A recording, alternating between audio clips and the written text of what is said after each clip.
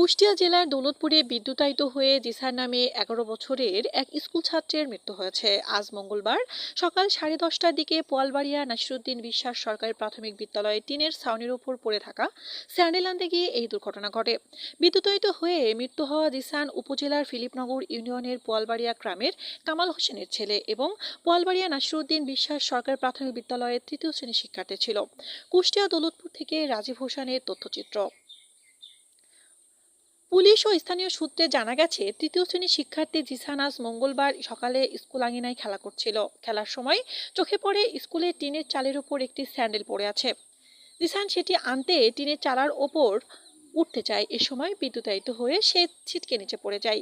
স্থানীয়রা তাকে দ্রুত উদ্ধার করে দৌলতপুর উপজেলা স্বাস্থ্য কমপ্লেক্সে নেয়। সেখানে কর্তব্যরত চিকিৎসক তাকে মৃত ঘোষণা করেন।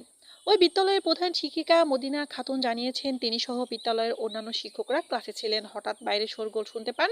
দ্রুত বের হয়ে দেখেন 3য় শ্রেণীর এক ছাত্র মাটিতে অচেতন অবস্থায় পড়ে আছে। তাকে উদ্ধার করে হাসপাতালে পাঠানো হয়।